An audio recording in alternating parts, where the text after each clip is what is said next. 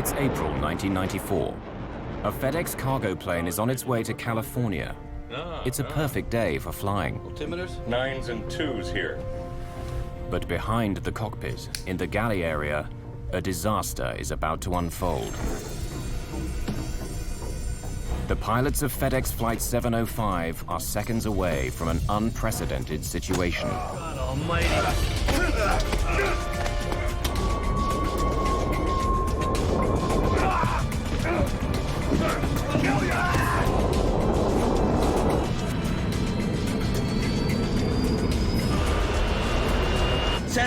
Center emergency. He's had an attempted takeover. We need an ambulance, and we need armed intervention. Let me up,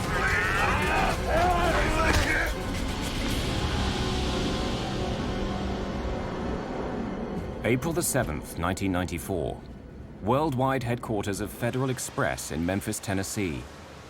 Servicing 171 countries, the company delivers over 2 million packages per day and works to a tight schedule.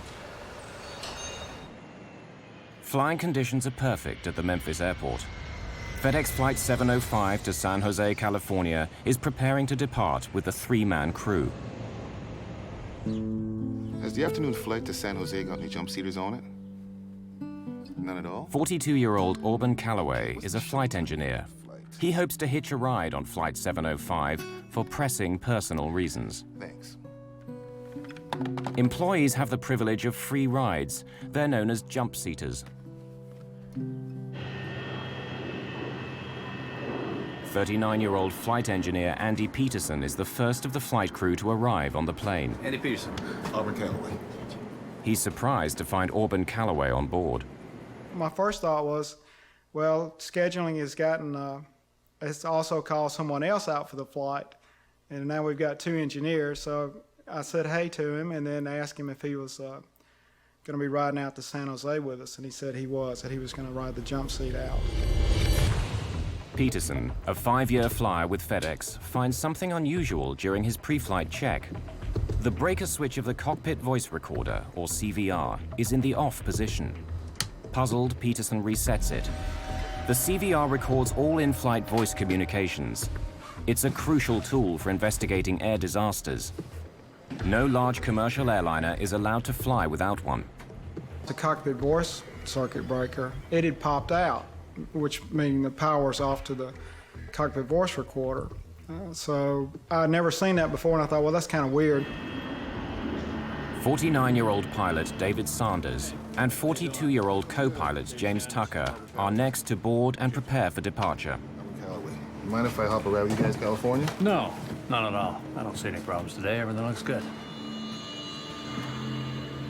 you play the guitar. I play at it.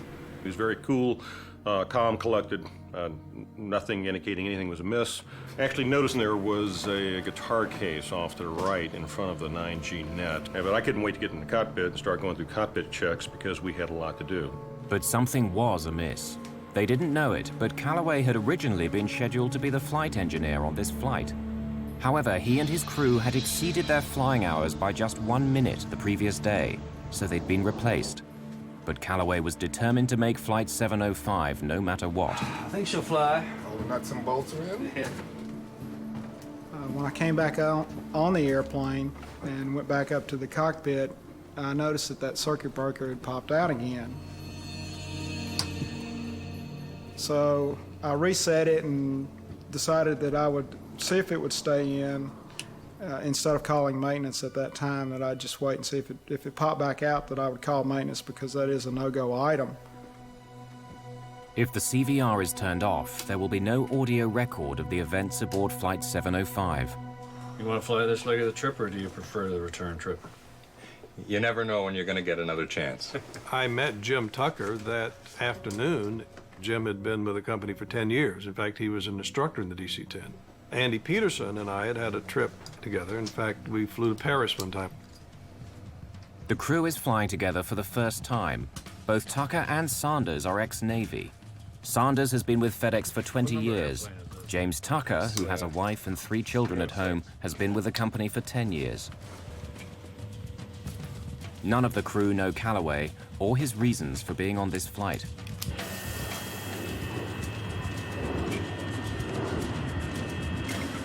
Express 705, heavy runway 27, clear for takeoff. Express 705 cleared for takeoff. Lights if you want them. I mean clocks if you want them. Lights are coming on. We'll get the vertical speed wheel here in a minute. How's the checklist look? All right, before takeoff is complete. Your airplane? Set standard power, please, before they change their mind. Power is set.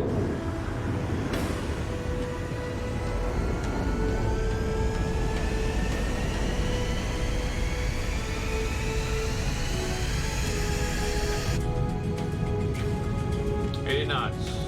That checks? V1, rotate.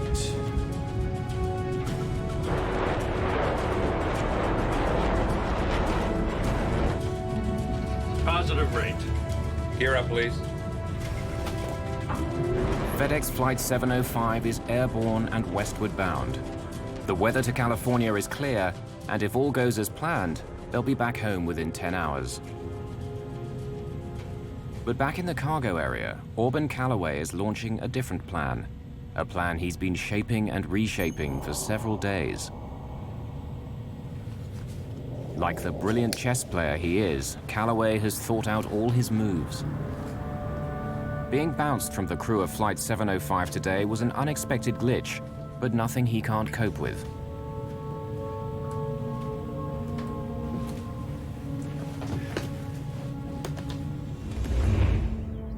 At his home that morning, Calloway already had to make a small adjustment to his plans.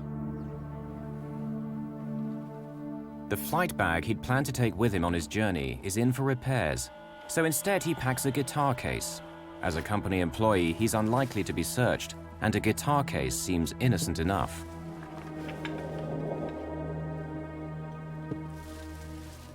Here you have a man who made some accomplishments that no other African American had ever made. Calloway graduated from Stanford University in 1974. He became a top Navy flyer, then a commercial pilot, but his 5 years at FedEx have been as a flight engineer. He was highly intelligent, a driven person to accomplish goals, and had before him an opportunity of a tremendously positive career. He was married and had children and family, and it just seemed as though he was almost part of the true American dream, just about the American family. Before leaving for the airport, Calloway put some important documents on his bed. Among them, his last will and testament.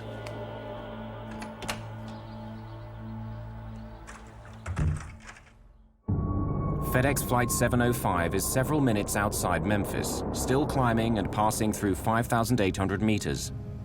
Jim Tucker is hand-flying the airplane, using control wheel steering mode and enjoying the clear afternoon skies. A couple of meters away sits Auburn Calloway. Behind him lie frustrated expectations of a brilliant career and a marriage that ended in tears. 2 minutes? 9s and 2s here.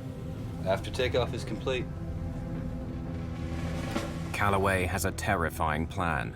His guitar case is packed with several hammers and a spear gun.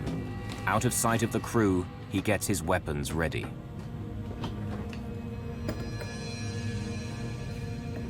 To be successful, Calloway will have to act quickly. Speed and strength will be critical. Calloway is a former Navy pilot and a martial arts expert, so speed and strength come as part of the package. The original plan was to take out his original crew, which would have only been 2 individuals. One was a female, much smaller than the crew that he wound up facing on Flight 705. No, I live in Fisherville. Fisherville. Great spot. I had the cockpit door locked open. I noticed that Calloway was walking up into the cockpit. I just caught him out of the corner of my eye and basically saw his you know, his arm coming up, and I thought, well, he's just coming up to sit and talk with us for a while.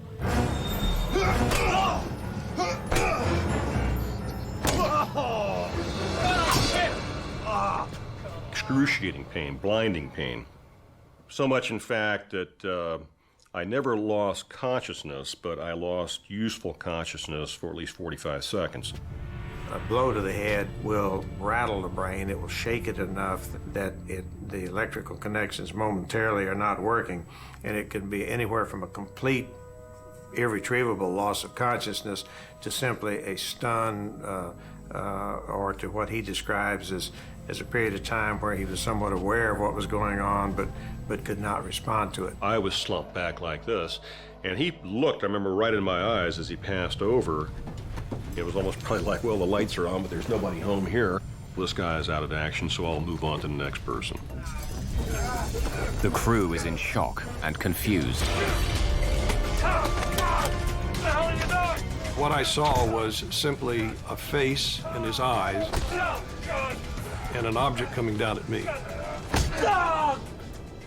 I didn't discern any emotion or hate or anger. I just saw a threat, and I didn't really know what the threat was, because it's so shocking. And for a crew member who is a pilot in uniform to attack another pilot is unheard of in the airline industry. Although terribly injured, Peterson and Tucker are still alive. Get him! Get him! Get him! Calloway hurriedly retreats out of the cockpit. Unaware of each other's injuries, the crew starts to mobilize.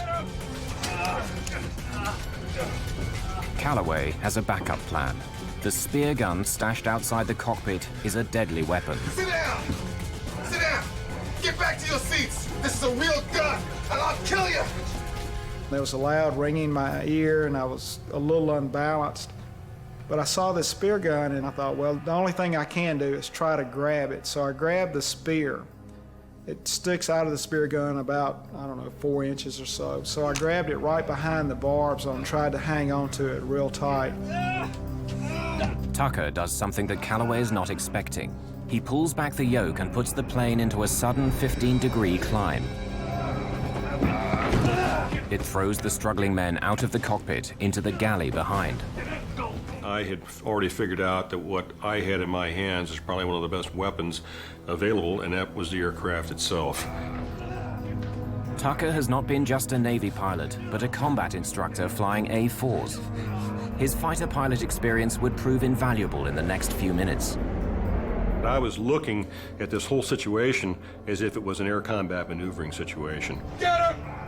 We're taught in the Navy and in the fighter community as the first thing you want to do is engage the bogey, engage the bad guy. You make him predictable by engaging him, and you use his predictability then against him, and then you kill the bogey. Get him! Get him! Get him! But the co-pilot doesn't stop there. Tucker immediately rolls the massive aircraft to the left in an acrobatic maneuver to try and disarm Calloway. The men roll along the smoke curtain to the left side of the plane. I knew that I had to do something very abrupt, very, very rough, and something that he would not be expecting.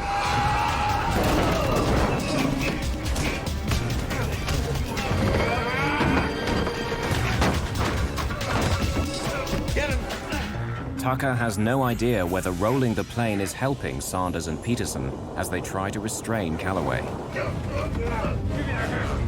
The fight continues with the men pinned to the left side of the plane. The crew members are rapidly losing blood and strength.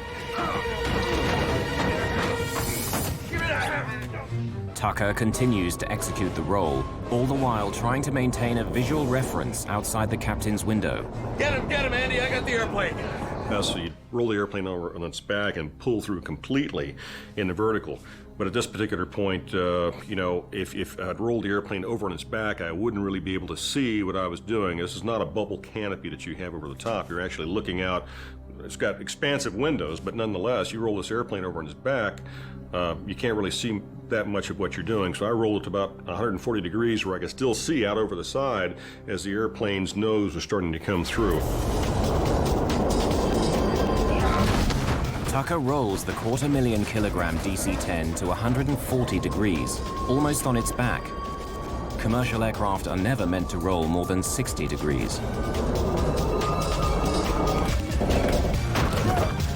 The men continue their fight on the ceiling of the aircraft. Calloway wrenches the hammer in his hand free and hits Sanders in the head. Tucker decides to pull back on the yoke and put the plane into a steep dive, a risky but cunning move.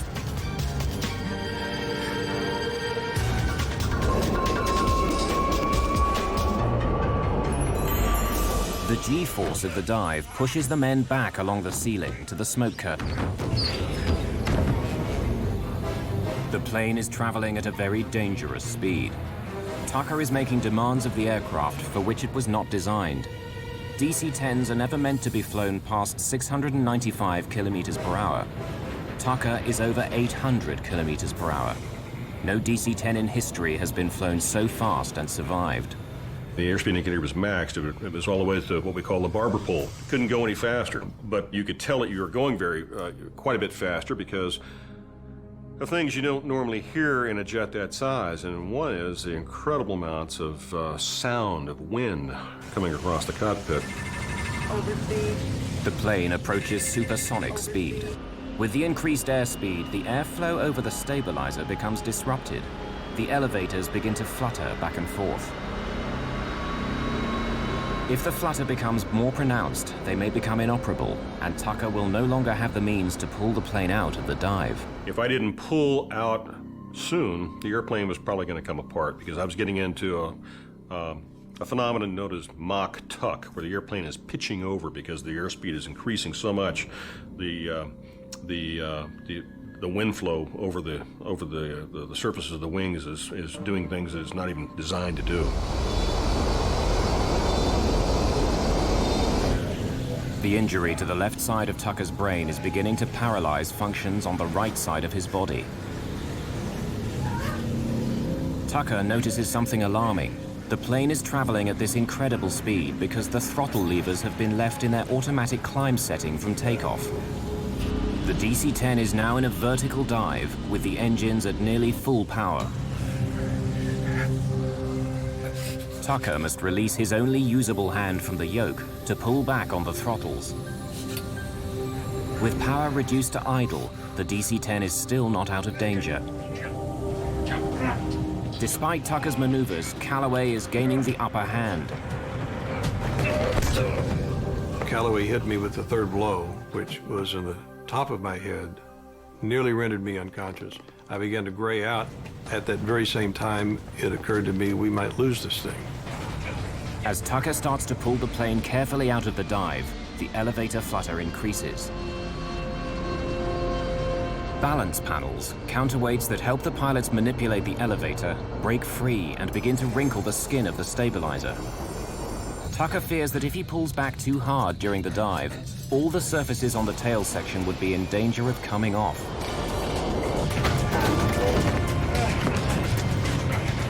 Sanders' strength is nearly spent, and Peterson's head is bleeding profusely from his ruptured temporal artery. Somehow they manage to pin their attacker down. The G-forces began to be reduced as he began to level off from pulling out of the dive. I saw the hammer in Calloway's hand. I then reached for the hammer with both my hands and pulled the hammer out of his hand. Sanders believes this is a turning point. The plane is safe for the moment.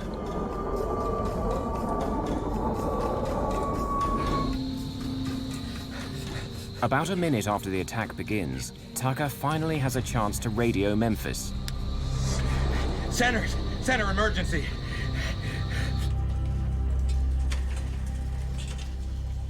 Air traffic controller Kent Fleshman and his trainee receive Tucker's emergency request. Aircraft with emergency, say again. Center. Aircraft with emergency, say again. Listen to me. It's Express 705. I've been wounded. We've had an attempt to take over and aboard the airplane. Give me a vector, please. Back to Memphis at this time. Hurry. Express 705, fly heading 095, direct Memphis. 095. direct to Memphis. Get me an ambulance and alert the airport facility. Hey, Memphis, you still with me? Affirmative 705. Descend and maintain 10,000. Fleshman takes action in case the hijacker has a gun. If he can get the plane below 3,000 meters, a bullet hole in the fuselage will not cause explosive decompression. Tucker hears the fight increase in the galley. Again, he uses his only weapon, the aircraft. The maneuver throws the men onto the side of the plane. Let go of the spear! Look, just keep talking to me, okay? Express 705, affirmative. If you need an ambulance, stand by and we'll get that for you. Yeah, we need an ambulance, and we need armed intervention as well. Make sure and notify the SWAT team he's asking for armed intervention. Fleshman recognizes the term armed intervention as the most serious request from a pilot. It means they want armed officials to storm the plane upon landing. Memphis approach has to be alerted. We have an emergency. Express 705. He's had an attempted takeover on the aircraft. He's had an attempted takeover. Okay. Radar contact. Put him on 119.1. Paul Candelino, a 44-year-old veteran controller, now spots Flight 705 on his radar screen. But something's wrong. The plane is heading away from the airport. It looks like the hijacker has seized the plane. The crew of FedEx Flight 705 has been attacked by a co-worker and have declared an emergency. Intervention. Air traffic control watches helplessly as they fly away from the airport, while the fight for control of the plane continues. Co-pilot James Tucker is pushing the DC-10, his best weapon, to its limits. He now throws the wheel round, flipping the massive plane in the opposite direction. Tucker, drawing on his military experience, reverses the role, keeping his maneuvers unpredictable. Here I am, all alone in the cockpit. The fight is still going on in the back. I don't know who's winning, I don't know who's losing. And that was about the only time I really had time to be frightened. And it was a very horrifying situation at that point, thinking that quite possibly Auburn was winning. 3.5 minutes after the attack, though pinned and injured, Auburn Calloway will not relinquish the spear. The anger was coming in then, and so when I hit him, it was with the intent to disable him and eliminate his ability to fight. Not kill, but to injure him sufficiently that he could fight no more. So when I swung the hammer, it was with all the strength that I had. Sanders and Peterson momentarily subdue Calloway. Put it on autopilot. Hey, get back here. The captain's yelling at Tucker to come and help, but he's the one flying the plane. Express 705. Contact Memphis approach on 119.1. They are aware of your emergency. Jim, quick, Jim. Request a single frequency approach. Single frequency approach, roger. We'll pass that along. 119.1. Put it on autopilot. Come on, Jim, quick. Get back here. But you have to understand that that's probably the strangest request that I've ever had, come my way, because here I am, the only one up front in the cockpit now, and for me to go ahead and get up and go to the back means I've got to, first of all, stand up, which I didn't know until the particular time that I tried to stand up. It was very, very difficult to do so. Jim Tucker, with a fractured skull and only one side of his body functioning, puts the plane on autopilot and struggles out of his seat to help. Hey, wait a minute, I'm coming. Autopilot. But the plane's gyros haven't stabilized sufficiently for the autopilot to take over. Okay. Now, no one's flying the plane. 705 Heavy, how do you hear? Paul Candelino tries to establish radio contact with Flight 705, but there's no response. Their radar screens show the aircraft turn to the north, then the west, finally southwest, heading away from the airport. There's only an eerie silence. Anything could be happening on board the plane. As I stepped into the forward cargo area, I was absolutely amazed at what I was seeing. All three of the individuals are completely covered with blood. Auburn Calloway on his back. There are papers everywhere in the back. You can see where the jump seats, which is just a normal commercial airline seat, has had the covers torn off. There's bloody footprints on the top of the ceiling. There are coats that have come out of closets. It's total carnage in the back. Sanders has disarmed Calloway and handed the spear to Tucker. You move up to it. You keep him contained. I'm going to get the airplane. Go get the airplane. They decide that Sanders, the captain, should fly the plane back to Memphis. You take this. Tucker wants the weapons as far away from Calloway as possible and asks Sanders to take them with him to the cockpit.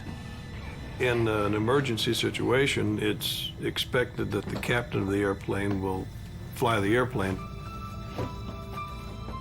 I was in somewhat of a daze because of the fight. I wasn't sure of the direction of the airplane. I wasn't sure of the condition of the airplane, but it appeared to be flying okay. I was bleeding excessively from the top of my head. I couldn't see out of my left eye. I thought the fight was over. I mean, I had hit Calloway 4 times in the head with a 20-ounce framing hammer as hard as I could swing it. He had stopped fighting, and he was bleeding, and he looked like he was severely injured. Tucker can't tell anymore whether his hand is gripping the spear. The blows to his head have caused a blood clot on his brain and have damaged his sense of touch. Let me up! Let me up! I won't fight anymore, please! I can't breathe! Though several gashes have been opened in his skull, Auburn Calloway cannot be trusted. Both pilots know their strength is quickly running out. Sanders, safely back in the driver's seat, must get the plane on the ground, and fast. Memphis, can you hear me? Is this Express 705 Heavy? 705 Heavy, yes. Express 705 Heavy, Memphis. Roger, I do hear you. You can proceed direct to Memphis if able. Expect runway 9er. The altimeter is 30.29er. You understand we're declaring an emergency. We need security to meet the airplane. We'll stop on the runway if we can. Captain Sanders, without his glasses and with blood dripping into his eyes, thinks that the plane is on a course back to the airport. But it's still heading southwest, away from Memphis at over 550 kilometers per hour. Roger. Express 705 Heavy, is the situation under control, or is it still in progress? We appear to have it under control. Candelino wants to warn the pilot, but he's afraid the crew may still be under attack and trying to mislead the hijackers by flying in the wrong direction. Express 705 Heavy, are you able to turn toward the airport? Yeah, give me a vector. 100 Vector Memphis. Sanders takes the plane off autopilot and sets a course back to the airport. We're turning to the airport now. For now, aboard the DC-10, the situation seems under control, but a potential disaster is only moments away. At the Memphis airport, emergency personnel begin to move into position. We need security to meet the airplane. We'll stop on the runway if we can. A FedEx cargo plane is about to land after a would-be hijacker tried to seize control. All members of the crew are badly injured.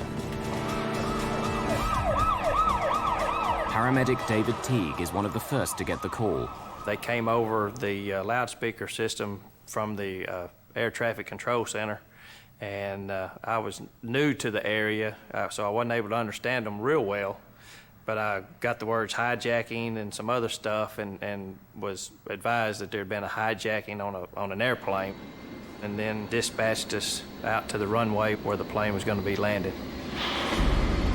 The airplane is heading for the safety of Memphis Airport, but that in itself presents another scary possibility.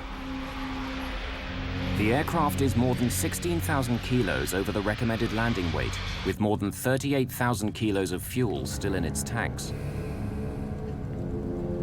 In most emergency landing situations, there's time and opportunity to dump any excess fuel. But Sanders knows the switches and levers are too far away to access safely. You'd have to get up and go back to the engineer's panel where the fuel dumping switches are and set up the engineer's fuel panel to dump fuel.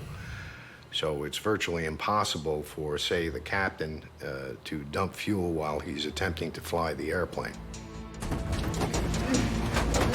In the galley, Auburn Calloway still hasn't given up the fight.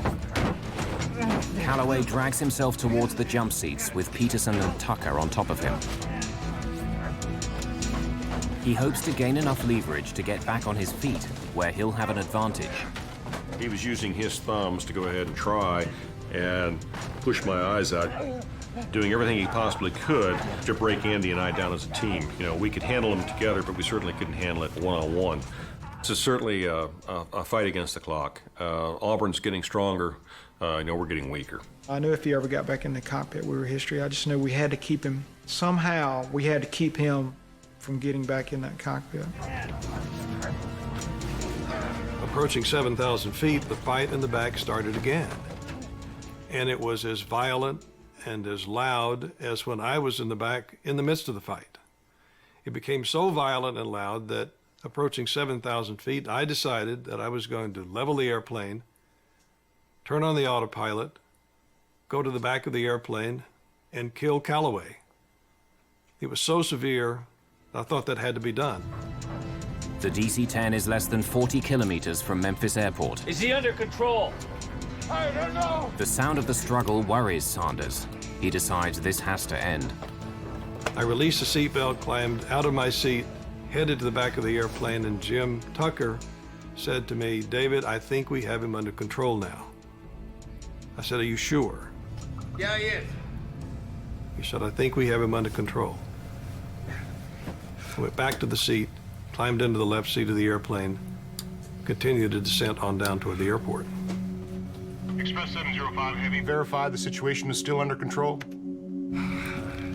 Yeah, it's sort of under control. The wind is 03015, clear to land, runway 9er.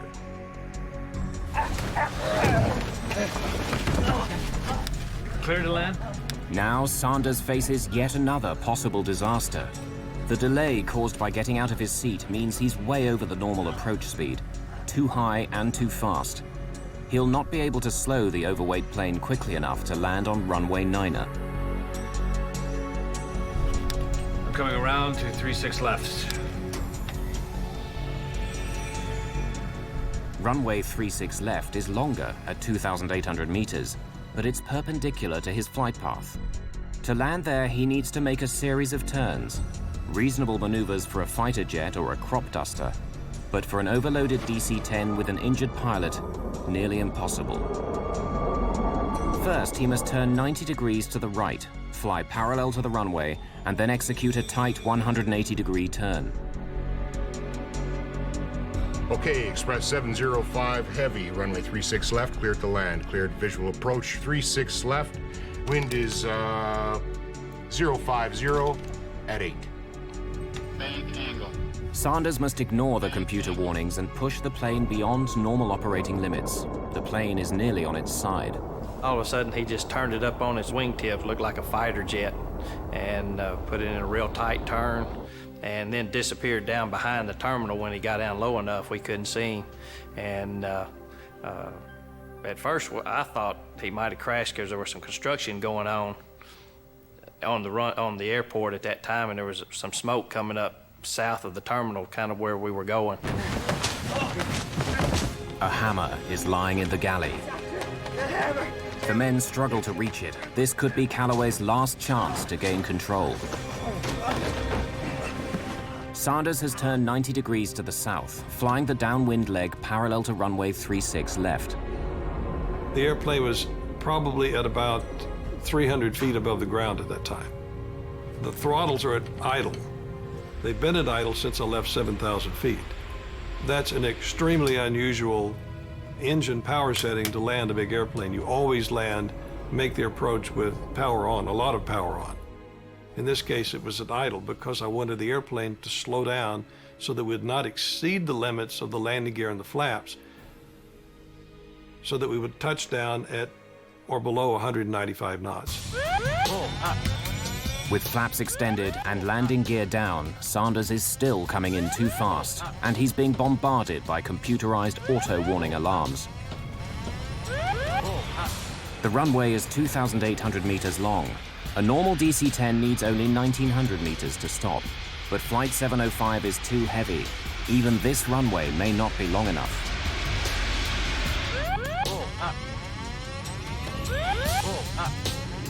Peterson manages for the first time in the fight to get hold of a hammer, but is extremely weak due to blood loss. You gotta hit him, Andy, you gotta hit him! I was almost like pleading with him, and I told him, I said, Andy, you know, you gotta hit him. You know, he's about ready, to take us down. And I guess I gave him kind of a blank stare of, what are you talking about? And he looked at me real stern, like a father would look at his son, saying, you've got to do this. And he said, hit him.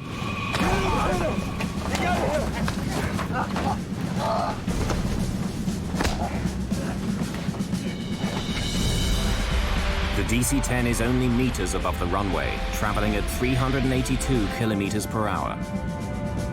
Sanders can only hope he won't explode the tires or crash beyond the runway.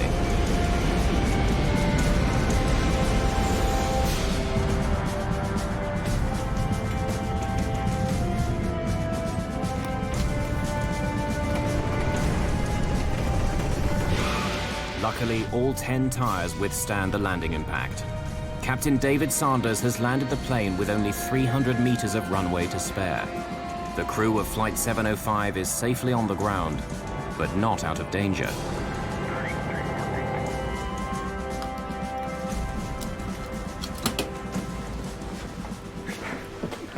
Blow the door.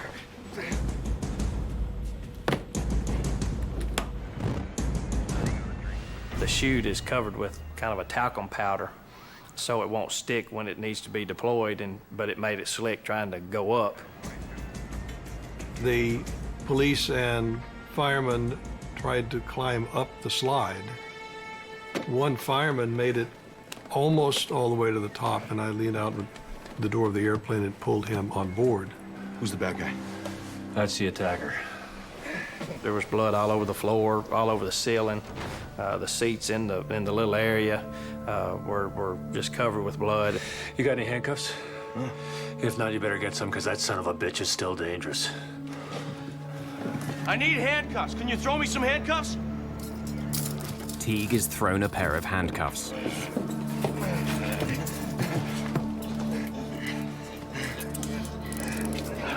Stand here in the middle of the chain. Ouch! Get your foot off! You're hurting me! Ow! Sanders holds Calloway down as Teague examines Peterson, who barely has a pulse and is the first crew member to leave the plane. Sanders is the last member of the crew on board. Standing in the door of the airplane, I had a sense of euphoria I've never experienced before or since. It was the sense of we had been there, and we came back and we won.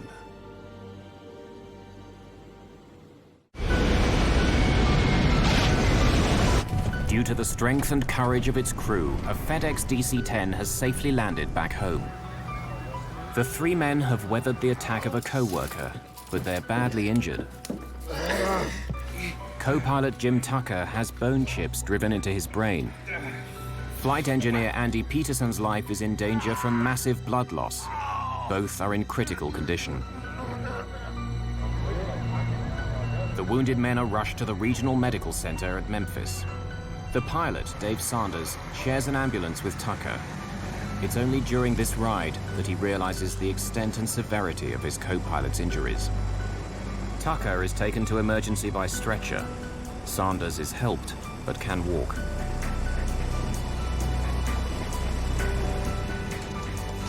Restrained and under guard, Calloway is also taken to the same emergency facility. But the important question still remains. Why did Auburn Calloway attack the crew of Flight 705? The full story is beginning to unfold. Divorced in 1990, Auburn Calloway still tries to support his ex-wife and their two children, and wants to secure their financial future. He was very interested in the welfare of his children, very interested that they not live the kind of childhood he had lived. The evidence for a suicidal mission against FedEx grows as investigators search the aircraft and find a letter to Calloway's estranged wife. Dear Pat, I want you and the kids to know that I lived for you. I thought of your welfare every day. Though, for example, how can I guarantee having enough money for Keela and Bernie's Stanford education? He was obsessed with his financial well-being. He was interested in his children. I tend to believe he's interested in his marriage. And I know his marriage was coming apart, or had come apart, basically, at the time of this incident. But I suspect he was also a difficult man to be married to. By April the 7th, 1994, Calloway may be thinking his career is over. Life had been one disappointment after another. The failed marriage, the kids he can't afford to send to university, the brilliant pilot who ends up as an engineer on a cargo plane. And now even that may be about to go. The following day, he's supposed to report to a FedEx hearing about falsified information he'd given the company. During our investigation, it appeared that he had overestimated the number of hours of flight experience that he had, and that the company was taking a look at this. Calloway may be afraid he'll be fired. At just 42, his professional life could be finished. He comes up with a solution. The goal is to leave my children well off. The goal is to escape, I guess, the pain of this life. I can't continue to participate in this life and still leave them well off because I'm fixing to lose my career. And I won't have the ability to provide for them like I'd like to. But my life has value if it's given in an accident. Calloway cashes in all the funds he can lay his hands on and sends a total of $54,000 to his ex-wife. But his life insurance is worth about $2.5 million if he dies in a work-related accident. I would much rather go on a date, time, place, and a method of my own choosing. I resolved some time ago that the next time my security and future is threatened or seriously jeopardized, it's time. My time to go. Perhaps he believes his family would receive the maximum insurance payout if he crashed the plane in an apparent accident.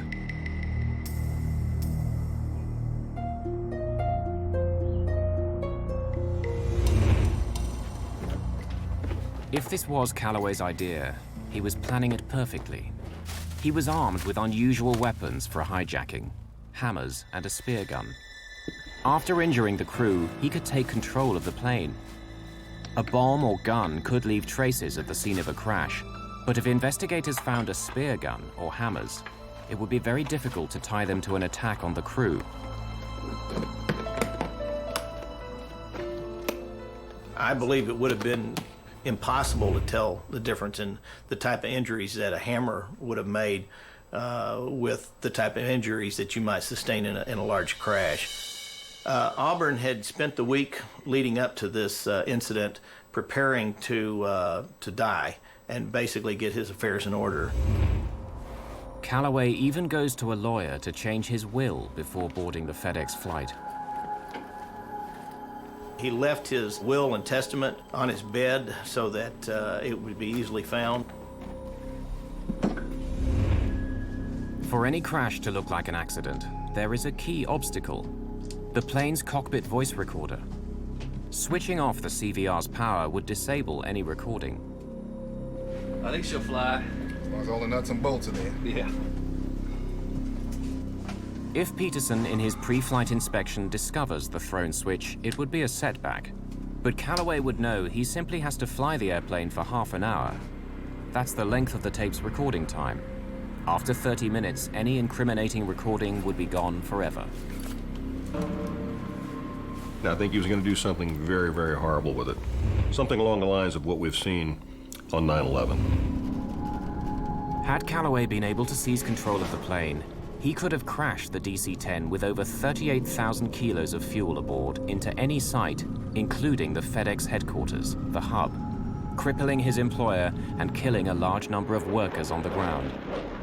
It would have been the ultimate revenge for perceived injustices by the company.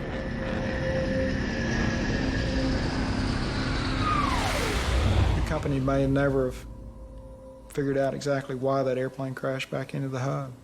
Well, after 9/11, there were a lot of improvements to our security program, both in the United States and worldwide.